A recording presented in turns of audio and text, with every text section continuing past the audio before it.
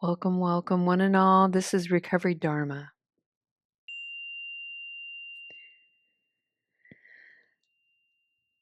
My name is Julia, friends. I am the facilitator today for our beautiful practice. And I'd like to share with you a sentiment of metta, loving kindness. For those of you who are new, we have many Sangha members who are artists, and they send me paintings that I will cut up into smaller paintings. So just that may that be a warning to you. And then I write sentiments of metta on the back, sentiments of loving kindness, and I read them as a way to set the intention for our practice today. This one reads, "May you go to the edge of your comfort and be still a moment. May you go to the edge of your comfort and be still a moment."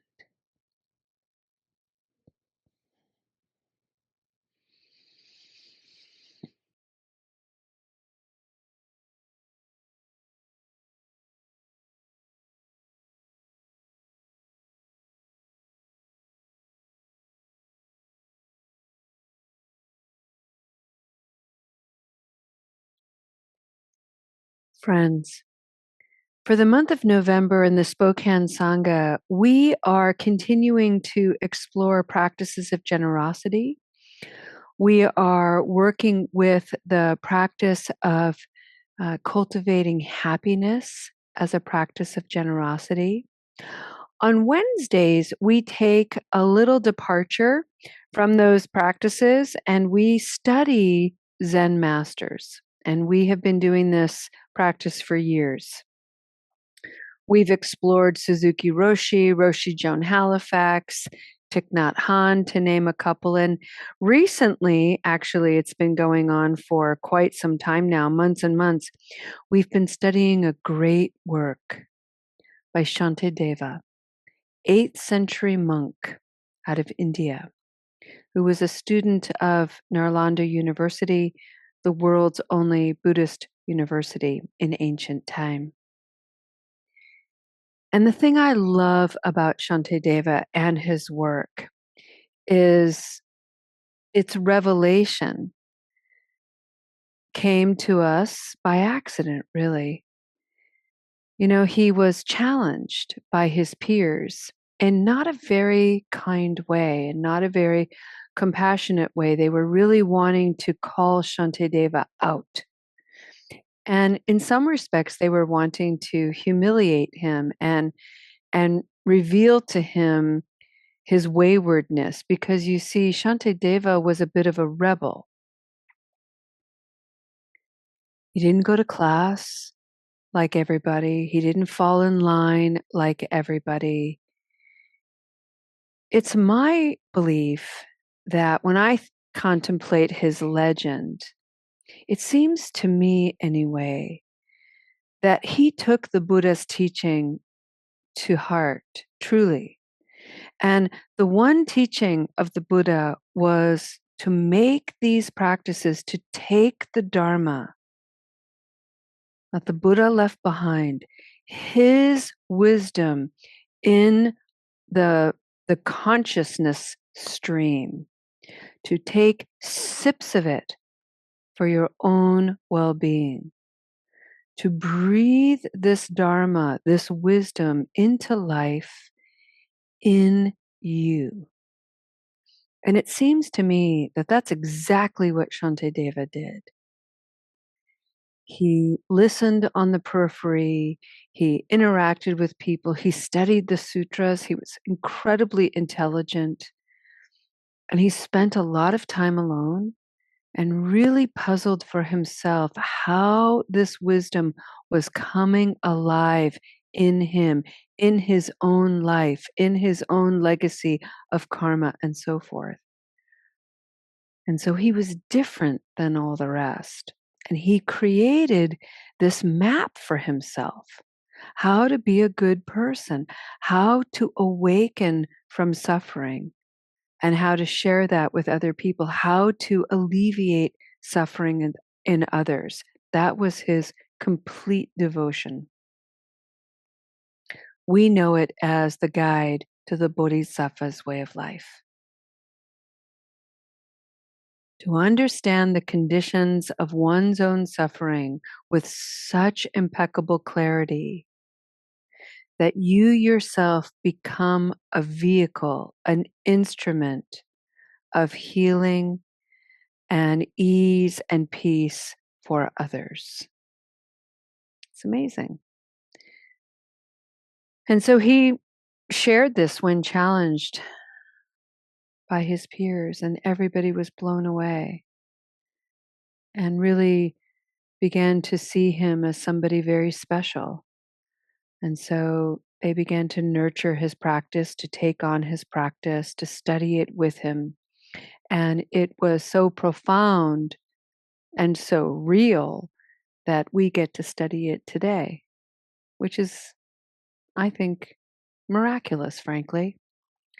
And thanks to this wonderful Geshe Kelsang Gyatso, we have this interpretation. We've been exploring the 6th chapter, which is called Relying on Patience. And this particular book, The Guide to the Bodhisattva's Way of Life, reads a little bit like a poem. There are verses. And so for our practice on Wednesday, we've been reading some of these verses and just taking them in, breathing them in, taking sips of this wisdom, and then observing, how does this come alive in you? How is this relevant in your life? And it's an equally important inquiry to wonder, how is this not relevant in my life? That can be quite revealing as well.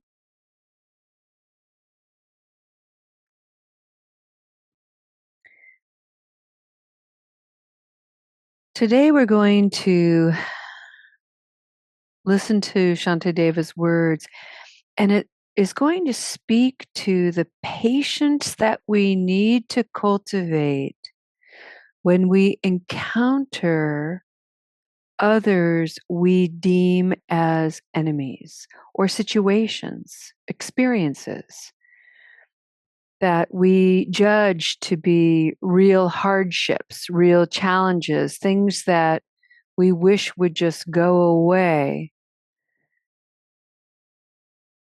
things that we try to hunt down, cut out, get rid of. And Shantideva is very clear to remind us, good luck with that. You might be missing a very important teacher, but it requires a great deal of patience to see those challenges as such. So that's our practice today. To see the challenges, to see the negativity, to see the people that drive us the most crazy, elicit the most anger as teachers. But let's hear what Shantideva has to say.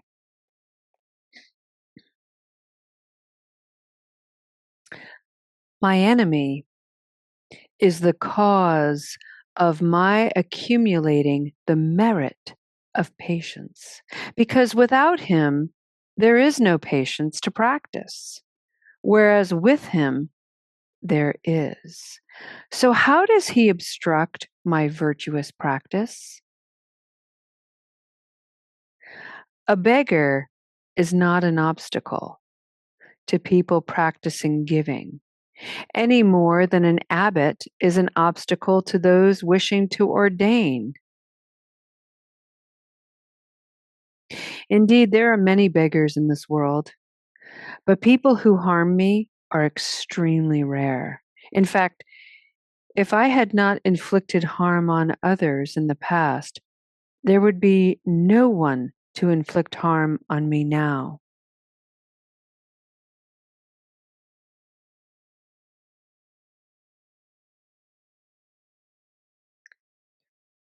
Along with myself, My enemy is the cause of my practicing patience. Therefore, I should first dedicate whatever fruits arise from this practice to the person who was cause of it.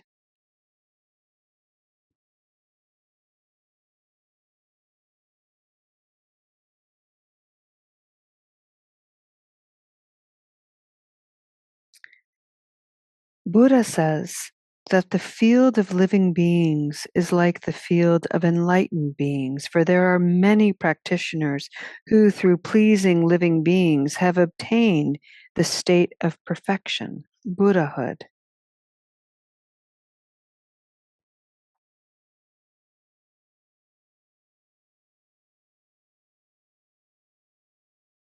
The unique qualities of a Buddha are so extensive that any being in whom even a small fraction of them appears is worthy of veneration that would not be adequately expressed even by offering them everything.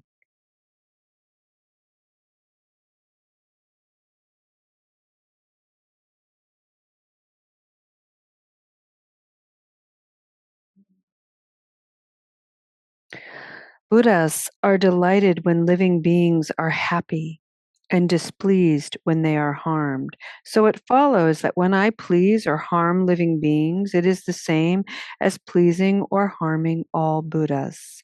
If we harm a child, there is no way to please its mother. In the same way, if we harm any living being, there is no way to please the compassionate Buddhas. Therefore, since I have caused harm to living beings, which has displeased the compassionate Buddhas, today I confess individually all these non virtues. Forgive me for offending you so.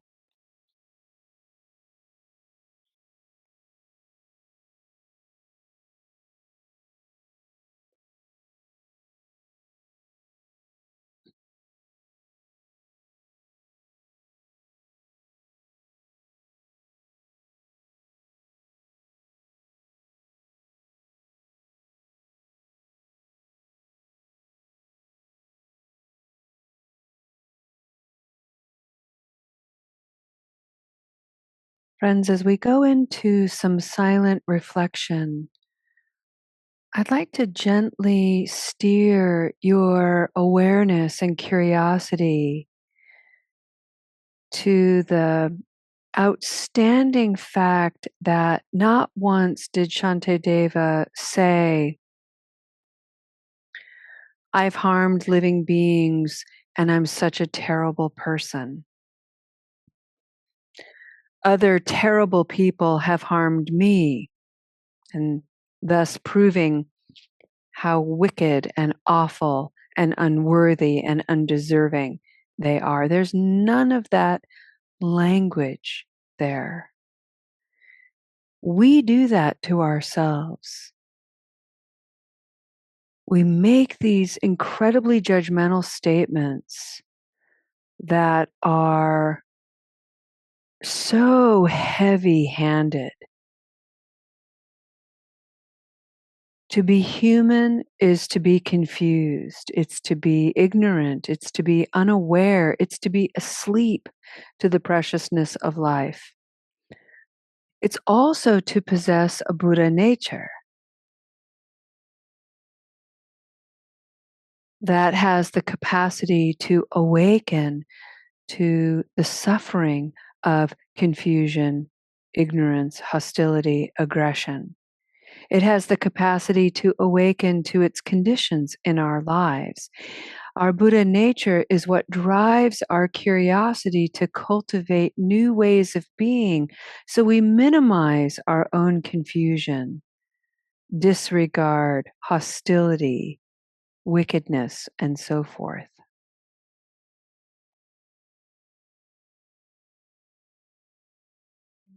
But we can't get to that Buddha nature if we're constantly building these armored scales around us that say things like, I'm terrible, I'm so ashamed. I'm such an awful person. That just creates such a hardening around the heart that in order for it to open, it needs something softer, more gentle.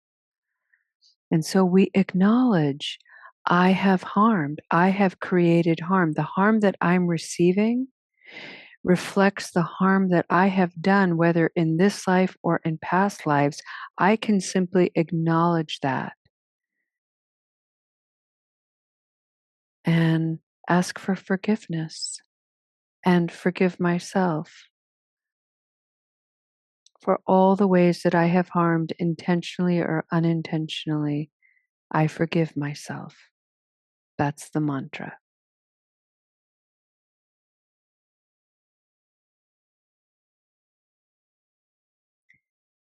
To get into that, to engage that,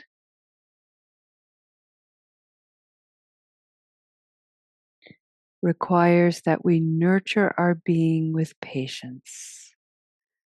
We're going to get it right and we're going to flub a dub it. And that's the way it is on this earth school. And so we keep going, we keep showing up, we keep taking stock of the merit, of the ripening, of the goodness within us, as well as the darkness.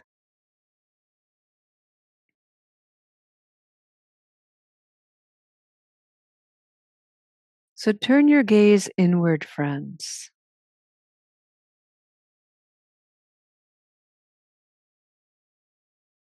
Breathe in.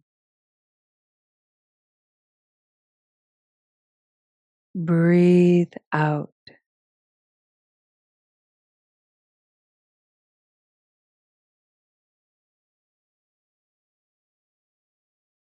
Breathe in. I have and have had the capacity to cause harm. Breathe out. I have and have had the capacity to heal. Both are the truth of us. Breathing in. I have experienced harm toward me. Breathing out. I have experienced healing toward me. And then very gently see if in the quiet space of this reflection you can begin to identify maybe just one condition for each. What was the condition around the harm? What was the condition around the healing that you have offered and you have received? And just that alone is enough to awaken the heart mind. It's enough to illuminate the heart and mind.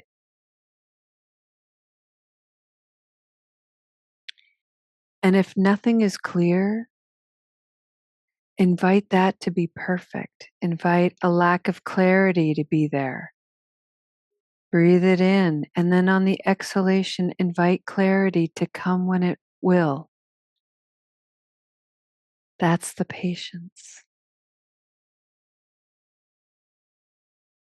Enjoy your practice.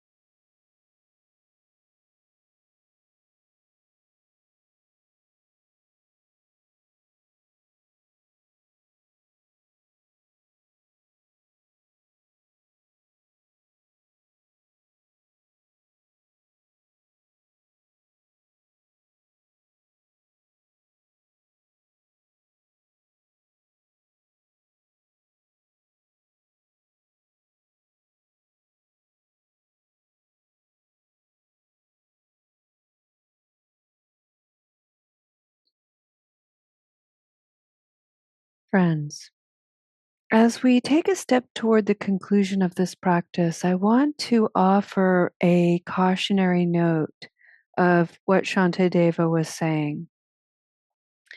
And this is an observation that I've had over the many years that I have been a practitioner. And that is something I think you're all familiar with. It's called spiritual bypassing.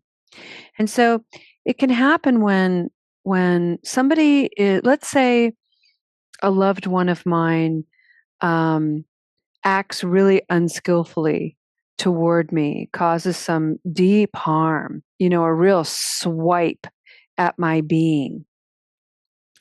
Spiritual bypassing goes, oh, no big deal. This is just, my bratty loved one being an opportunity for me to practice patience and to grow. And that's absolutely true. And the truth is, I'm pissed off. What is wrong with my loved one just taking a swipe at me out of nowhere? Like, what a pain in the ass. That pisses me off. That's real too. Okay. So the practice and the patience part is to not disregard anything that arises.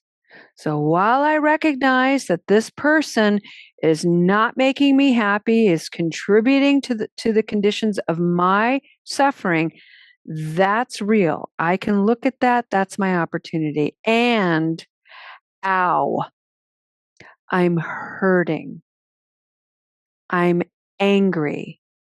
I'm trying not to react in the same way. That's also there. So just be careful that you're not disregarding all of the conditions, all of the aspects, and you're inviting the whole thing to come into your awareness.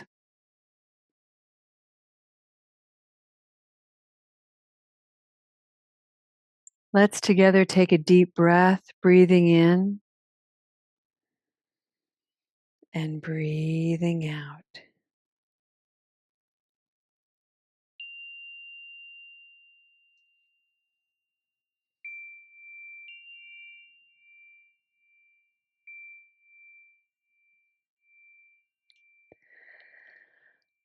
Let's go ahead and come back to our bodies, come back to our practice, and we'll end our session today with a dedication of merit.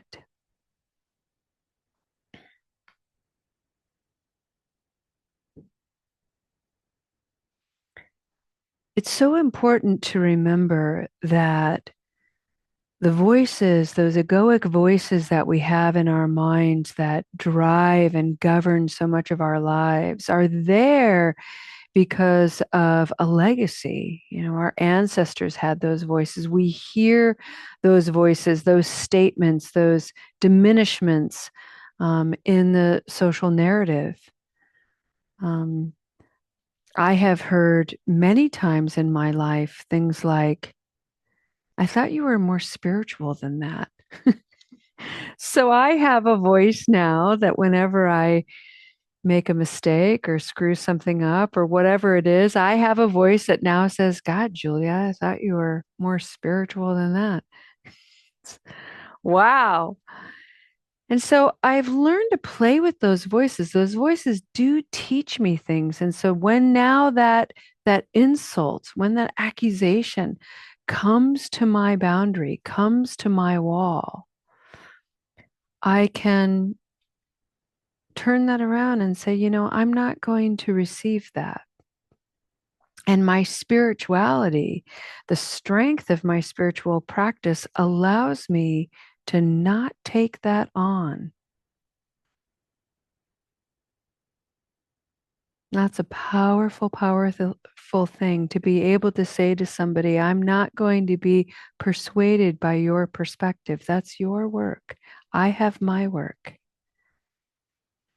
And really, when you think about it in the context of what we're going to explore tomorrow, how is such a statement creating a condition for not only my happiness, but their happiness? How miserable do you have to be to say something like that? And so, as we deepen this practice, we can understand it well enough to catch ourselves and to be able to look at that person and say, wow, you are so unhappy.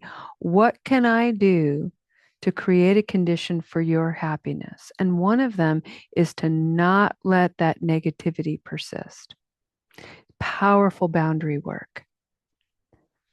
Takes a lot of patience, a lot of trial and error. So let's keep going, shall we? With my hand on my heart, may you all be at ease and peaceful. May your hearts remain open. May you awaken to the light of your true nature, and may this heal you. May you continue to become a healing presence for all beings everywhere. Thank you so much for being here today. Thank you for the inspiration you leave in this space, the beautiful impression you have in this sanctuary of not only the physical aspect of Soul Center, but the sanctuary of our minds and hearts. Have a wonderful afternoon, friends. We'll see you next time. Namaste.